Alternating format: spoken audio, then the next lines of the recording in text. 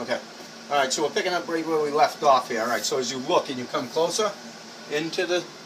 This, again, you know, we're ripping out a basement. The customer had complained that they smelt out mold and mildew. Yeah, absolutely, that's the case. So again, you know, I explained the theory just a little bit ago about what happens in trapping the moisture in the wall. And this is a prime example. You know, everyone always says, well, you know, I don't have standing water. Standing water is different. This is completely different. This is a whole, you know, the building science and everything to it. I can go on for days, weeks, and there's so many different theories out there how to really, you know, to build a basement. 9% battery. All right. As you can see, we got stud that's directly, stinks. That stud that's directly on, well, not, it's got probably about maybe a 1/4 inch space. But all this stuff is soaking wet, okay?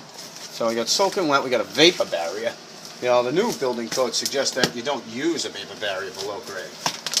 At least to my understanding of stuff, and this is the reason why.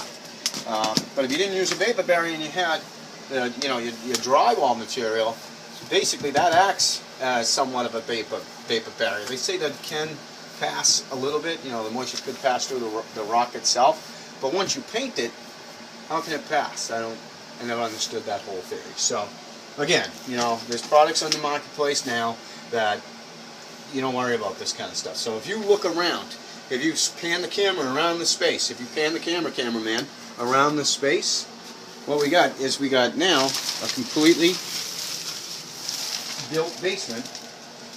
Okay? So, I mean, technically, that's an interior wall, so that's okay. This is an interior, but anything that's up against the foundation, 99% sure that we're going to have the same exact scenario over here. So we're going to pan back into this area one more time. Alright? So again, using wood, you know, people will say, you know, contractors that, you know, occasionally might do a basement will use a PT plate.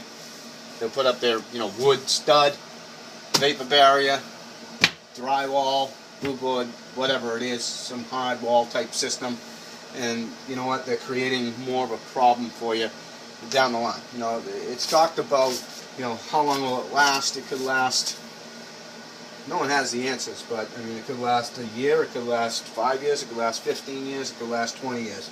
But you're not running around ripping walls down like this to go see if something's going on in back of the wall. And clearly.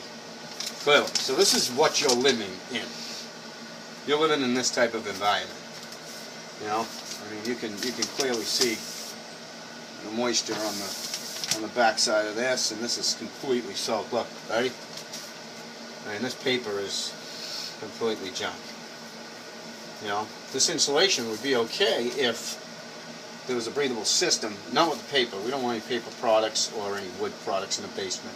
We want to use steel stud. You know, products that are designed specifically for the basement.